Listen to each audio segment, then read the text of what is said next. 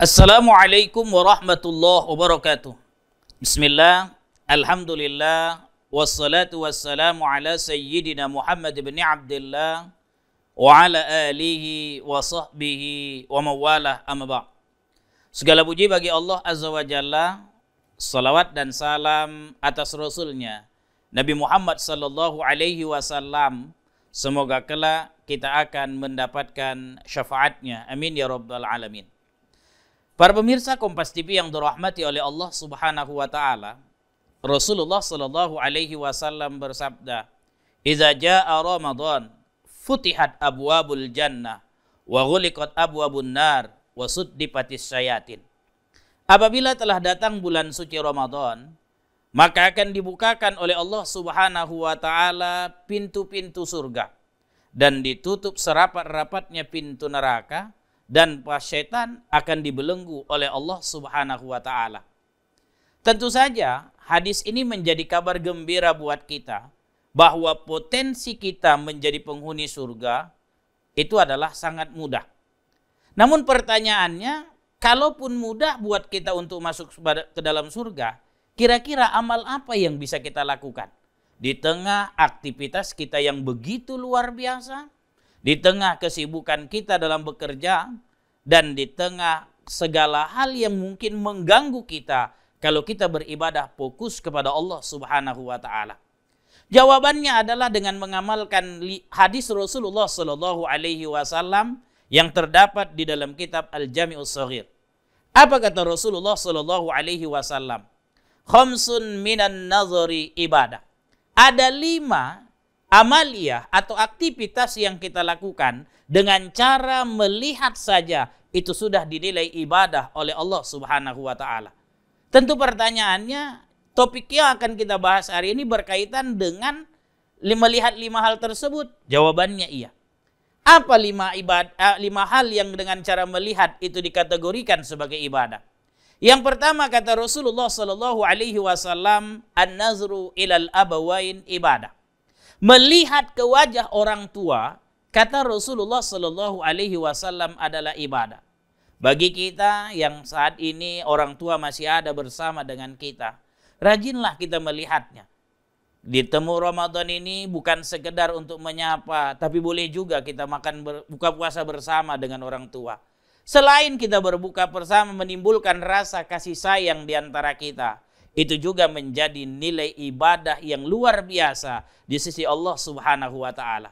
Bahkan di hadis lain Rasulullah sallallahu alaihi wasallam bersabda, "Ma min rajulin yanzuru ila ummihi rahmatan laha illa kanat lahu biha hajjatun maqbulatun wa mabrurah." Kata Rasulullah sallallahu alaihi wasallam, tidaklah seorang, kata Rasul, apabila dia melihat ke wajah ibunya dengan penuh kasih sayang, melainkan Allah Subhanahu wa taala memberikan baginya pahala haji makbul dan mabrur. Luar biasa. Dengan melihat wajah ibu saja, Allah Subhanahu wa taala memberikan karunia besar buat kita, terlebih lagi di bulan Ramadan yang dijanjikan oleh Allah Subhanahu wa taala pelipat gandaan amal ibadah. Jadi yang pertama, amal ibadah yang ringan, mudah, dan bisa kita lakukan adalah dengan sering-sering melihat wajah orang tua.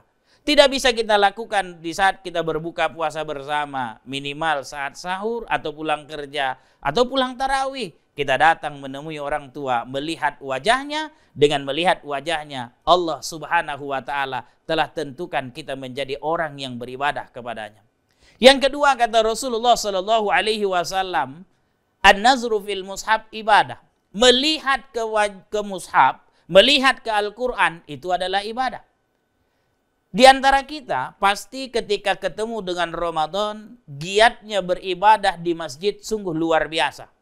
Bahkan bukan hanya saat tarawih saja, tapi saat sholat 5 waktu pun, kita selalu mengikhtiarkan diri kita untuk bisa sholat berjamaah di masjid. Manfaatkanlah waktu-waktu iktikaf itu untuk melihat Al-Quran. Kenapa? Karena Rasul mengatakan melihat mushaf itu adalah ibadah. Di setiap masjid cukup banyak mushaf. Di setiap masjid cukup banyak Al-Quran. Kita ambil Al-Quran, kita baca.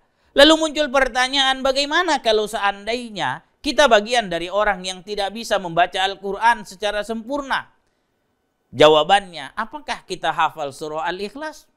Kalau kita hafal surah Al-Ikhlas, surah yang isinya adalah Qul huwallahu ahad hingga akhirnya, maka ambillah Al-Quran, lihatlah surah Al-Ikhlas tersebut sambil kita baca berulang-ulang, di situ sudah menjadi nilai ibadah kepada kita. Apalagi Rasul mengatakan, siapa yang membaca suratul Ikhlas, maka Allah Subhanahu wa taala akan memberikan surga untuknya. Bagaimana keistimewaan orang yang membaca surah Al-Ikhlas? Nanti kita saksikan setelah pariwara berikut ini.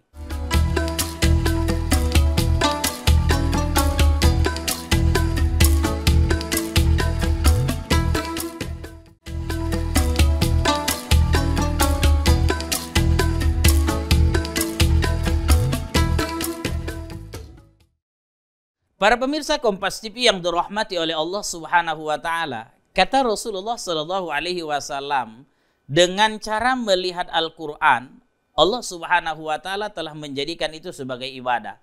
An-nazru fil mushaf ibadah. Melihat kepada mushaf adalah ibadah. Maka ambillah Al-Qur'an. Kita baca tadi cerita tentang surah Al-Ikhlas. Ketika kita membaca surah Al-Ikhlas, maka Allah Subhanahu wa taala akan menjanjikan surga untuk kita. Atau minimal Allah Subhanahu wa taala akan memberikan kasih sayangnya kepada kita.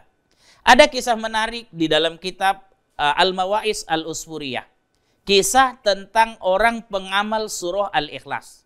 Saat itu Rasulullah Shallallahu alaihi wasallam sedang duduk di depan gerbang kota Madinah. Lewatlah orang menggiring jenazah, lalu ditanya oleh Rasulullah Shallallahu alaihi wasallam, "Wahai sahabatku, jenazah siapa ini?" Rasulullah Shallallahu alaihi wasallam yang sedang berdiri menyaksikan jenazah tersebut mendengar jawaban sahabat. Sahabat mengatakan, jenazah si Anu ya Rasul. Lalu Rasulullah Shallallahu alaihi wasallam mengatakan, oh si Anu itu yang punya hutang ya, kata Rasul. Iya ya Rasul. Kalau gitu kalian saja yang menyolatkannya, aku tidak. Karena aku tidak dibolehkan untuk menyolatkan orang yang punya hutang. Berlalulah jenazah tadi, mau disolatkan, lalu kemudian mau dikuburkan. Tiba-tiba datang malaikat Jibril menemui Rasulullah Sallallahu Alaihi Wasallam. Ketika datang menemui Rasul, malaikat Jibril berkata, ya Muhammad, ada salam dari Allah Subhanahu Wa Taala. Dijawab salamnya oleh Rasul, lalu Rasul bertanya kepada malaikat Jibril, dari mana Jibril dan ngapain kau datang? Lalu kata malaikat Jibril, aku datang diutus oleh Allah untuk melunasi hutang si Anu yang jenazah yang baru lewat tadi. Dan kau ya Muhammad, kata Allah Subhanahu wa taala, disuruh untuk menyolatkan jenazah yang baru lewat tadi. Lalu Rasulullah Shallallahu alaihi wasallam sedikit seperti protes bertanya kepada malaikat Jibril. Ya Jibril, bagaimana bisa jenazah ini hutangnya dilunasi oleh Allah Subhanahu wa taala? Lalu kata malaikat Jibril, ya Muhammad, jenazah yang baru lewat ini setiap harinya dia membaca suratul Ikhlas 100 kali. Lalu Allah Subhanahu wa taala suka dengan amalnya tersebut. Ketika dia meninggal, Allah suruh aku turun ke bumi untuk melunasi hutang-hutangnya. Dan kini hutangnya telah lunas. Kau disuruh oleh Allah Subhanahu wa taala untuk menyolatinya. Dan katakan kepada orang yang menyolatinya, katakan kepada para sahabatmu yang menyolatinya, maka dosa-dosa mereka diampuni oleh Allah Subhanahu wa taala. Rasulullah Shallallahu alaihi wasallam pun terus berangkat ke masjid untuk menyolatkan jenazah tersebut. Para sahabat bingung, tadi Rasul bilang tidak ingin menyolatkannya, sekarang Rasul malah menyolatkannya. Lalu ketika sahabat bertanya, dijelaskan oleh Rasul bahwa tadi malaikat Jibril datang menceritakan tentang keistimewaan yang dimiliki oleh orang tersebut saat dia masih hidup, dan kini siapa yang menyolatkan jenazah ini, Allah Subhanahu wa taala akan mengampuni dosa-dosanya.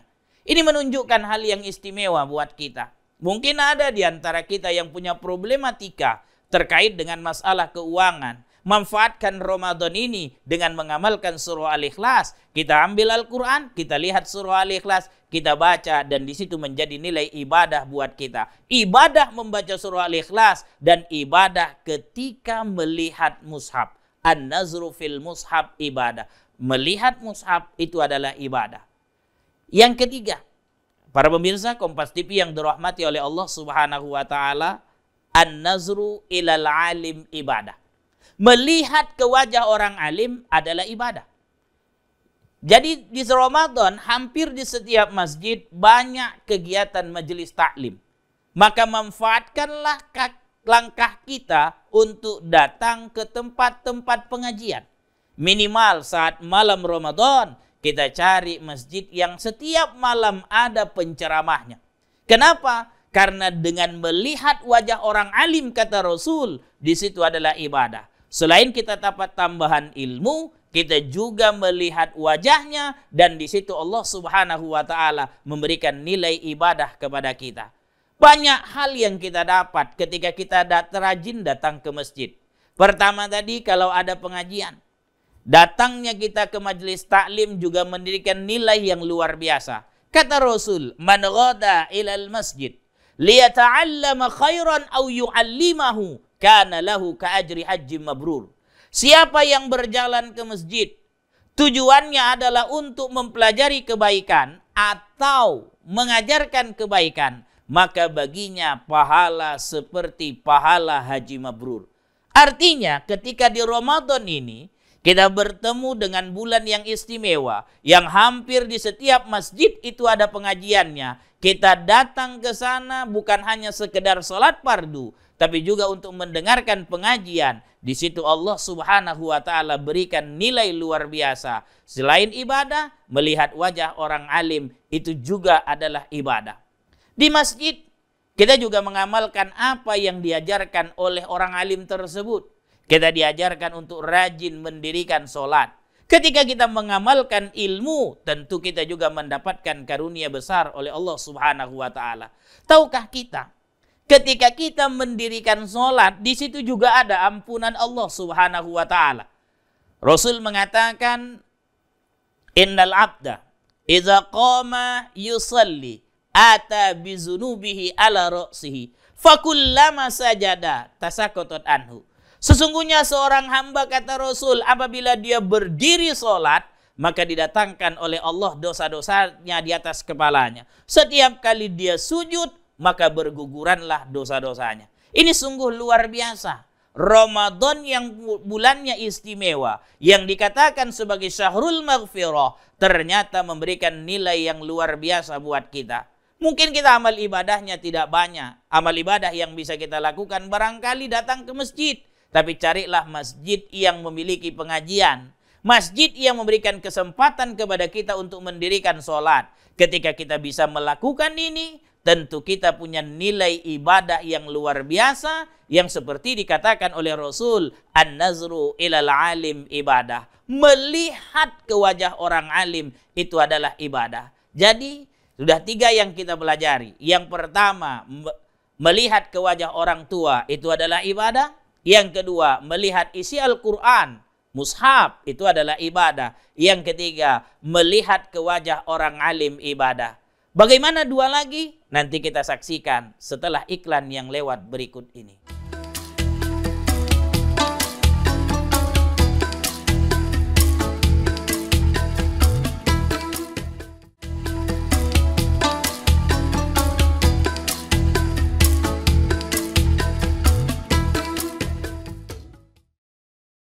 Para pemirsa Kompas TV yang dirahmati oleh Allah Subhanahu wa taala. Yang keempat, kalau kita melihat itu hal tersebut itu juga menjadi ibadah. Apa itu? Kata Rasulullah sallallahu alaihi wasallam, "An-nazru ila ma'i Zamzam ibadah. Yakhuttul khotoya khotton." Kata Nabi, melihat ke air Zam-Zam itu adalah ibadah dan dia dapat menghapuskan dosa seketika itu. Artinya bahwa di Ramadan ini kita juga harus bisa melakukan hal yang sama. Tidak harus untuk melihat air Zam-Zam saat ini dengan berangkat ke tanah suci. Kita bisa dengan cara mengkonsumsi air Zam-Zam yang kita pakai saat berbuka atau saat kita sahur. Saat ini sudah banyak orang yang menjual air Zam-Zam dari ukuran 5 liter sampai 1 liter itu ada. Kita beli lalu kemudian kita konsumsi saat berbuka maupun saat sahur. Tapi sebelum berbuka kita lihat dulu air Zam-Zam tadi. Karena Rasul mengatakan an-nazru ila ma'i Zamzam ibadah yakhutul khotoya khotton. Melihat air Zam-Zam itu ibadah dan dia dapat menghapuskan dosa seketika itu. Maka tunggu istimewa buat kita di Ramadan ini. Ada syahrul madrasah, ada bulan sekolah yang Allah Subhanahu wa taala ajarkan kepada kita. Ternyata ada amal ibadah yang sederhana, mudah buat kita lakukan dan itu memberikan nilai yang luar biasa. Apa itu? Melihat ke air Zam-Zam. Kenapa melihat ke air Zam-Zam itu dikatakan ibadah? Filosofisnya kata para ulama, orang yang melihat air Zam-Zam pasti dia paham dengan perjuangan Siti Hajar. Apa rupanya yang diperjuangkan Siti Hajar? Ketika Ibrahim meletakkan Siti Hajar di tanah haram yang tandus, saat itu tidak ada air, tidak ada tumbuh-tumbuhan. Bahkan suku yang populer ketika itu namanya suku Amaliko, tidak sanggup tinggal di tanah haram yang tandus tersebut. Oleh Allah Subhanahu wa taala, Nabi Ibrahim disuruh untuk tinggal di tanah haram yang tandus itu. Setelah tinggal, dibangunkan tempat tinggal, pondok. Lalu kemudian Nabi Ibrahim lanjut dengan naik ke atas kendaraannya. Siti Hajar bertanya apakah akan ditinggalkan di sini. 2 kali bertanya seperti itu. Tidak dijawab oleh Nabi Ibrahim. Ketika dia ubah dengan pertanyaan apakah ini perintah Allah. Baru kemudian Nabi Ibrahim menjawab. Iya, ini adalah perintah Allah. Silahkan kau lanjutkan tugas dakwahmu. Serahkan kami kepada Allah Subhanahu wa ta'ala. Saat itu Siti Hajar hanya membawa bekal seadanya. Lalu kemudian bekalnya habis, anaknya Ismail menangis-nangis. Apa yang dilakukan oleh Siti Hajar? Dia lari-lari antara Sofa dan Marwah. Dia kira di Sofa di Marwah ada air, dia kejar ke sana. Ternyata hanya fata morgana. Dilihatnya dari Marwah, di Sofa ada air, dia kejar ke sana. Sampai 7 kali bolak-balik, dia tidak menemukan air Zam-Zam, dia tidak menemukan air. Akhirnya dia duduk dekat kaki anaknya, dekat Ismail. Tanpa disadari, hentakan kaki Ismail memunculkan air. Itulah yang disebut dengan air Zam-Zam. Maka air Zam-Zam itu disebut juga dengan nama Hafaratu Ismail, hentakan kaki Ismail. Apa filosofi yang dilihat dari sini? Kita lihat dari doa ketika minum air Zam-Zam. Yang diajarkan kepada kita, Allahumma inna nas'aluka ilman nafi'a wa rizqan wasi'a wa shifaan min kulli da. Sungguhnya kami memohon kepadamu ya Allah ilmu yang bermanfaat, rizki yang luas, lalu kemudian disembuhkan dari penyakit. Kalau kita lihat isi doa ini adalah perjuangan Siti Hajar. Dia dapat belajar tentang ilmu yang bermanfaat, bukan usahanya yang menentukan hasil. Ternyata yang menentukan hasil adalah Allah Subhanahu wa ta'ala. Sudah capek dia lari antara Sofa dan Marwah sebanyak 7 kali. Namun ternyata tidak dapat apa-apa. Ternyata Allah Subhanahu wa ta'ala memberikan rizki yang luas. Lewat siapa? Lewat hentakan kaki anaknya Ismail. Berapa kalilah hentakan kaki anak tersebut, anak bayi, tapi mampu memunculkan air Zam-Zam. Bahwa yang memberikan rizki bukan kita, tapi yang memberikan rizki adalah Allah Subhanahu wa ta'ala. Kalau dilihat, orang yang berpuasa juga dapat rizki yang luar biasa. Kalau di luar Ramadan belum tentu dia sanggup 30 hari untuk berpuasa. Tapi di Ramadan dia sanggup. Yang awalnya menurut dugaannya tak akan kuat. Tapi begitu dijalani ternyata dia kuat. Dan itulah rizki yang luar biasa. Wasifaan min kulli da. Di air Zam-Zam itu juga ada obat dari segala penyakit. Maka Rasul mengatakan ma'u Zam-Zam 5 syuribala. Air Zam-Zam itu seperti ini apa yang diniatkan oleh seseorang. Ketika Siti Hajar mencari air Zam-Zam gak dapat lewat hentakan kaki Ismail. Lalu kemudian diminum oleh Siti Hajar air Zam-Zam tadi. Lalu kemudian dia punya susu. Lalu kemudian disusukannya Ismail. Disinilah baru kita melihat. Ternyata Ismail jadi diam gara-gara air Zam-Zam. Artinya bahwa air Zam-Zam itu memang menjadi obat. Saat kapan? Saat Allah Subhanahu wa ta'ala telah memberikan waktunya. Ismail jadi diam saat diberikan air Zam-Zam. Kita pun akan sembuh dari penyakit kita kalau Allah Subhanahu wa ta'ala telah mengizinkannya. Maka Nabi mengatakan ma'u Zam-Zam 5 suribala. Air Zam-Zam itu seperti apa yang diniatkan oleh seseorang. Ketika dia pengen lihat ilmu, dia belajar dari Siti Hajar. Ketika dia pengen rezeki yang luar biasa, dia pahami dari hentakan kaki Ismail. Dan kalau dia mau sembuh dari penyakit, dia lihat dari proses semuanya. Yang terakhir, apa yang ibadah yang kelima yang dengan cara melihat dinilai ibadah oleh Allah?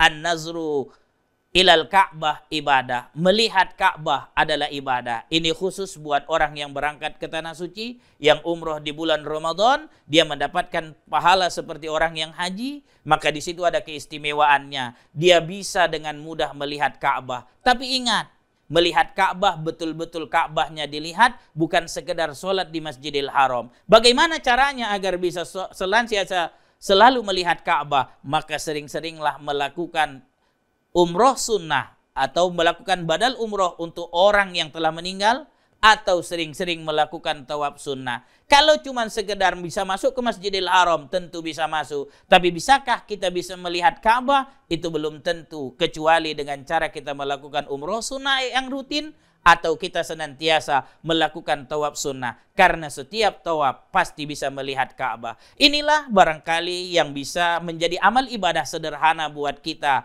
ketika ketemu dengan Ramadan. Mudah-mudahan Allah Subhanahu wa Ta'ala mengizinkan kita yang padat aktivitasnya, tapi bisa melakukan amal ibadah sederhana dengan cara melakukan 5 hal dengan cara dilihat. Lihat orang tua, lihat mushaf, lihat orang alim, lihat air jam-jam, dan lihat Ka'bah. Terima kasih atas segala perhatian. Mohon maaf atas segala kekurangan. Ada pepatah Arab mengatakan, waqad yurja li jarhis sayfi bur'un wala bur'alam majaruhal lisan. Kalau pedang lukai tubuh, masihkan ada harapan sembuh. Kalau lisan lukai hati, kemana obat hendak dicari. Wabillahi taufiq wal hidayah, war ridha wal inayah. Assalamualaikum warahmatullahi wabarakatuh.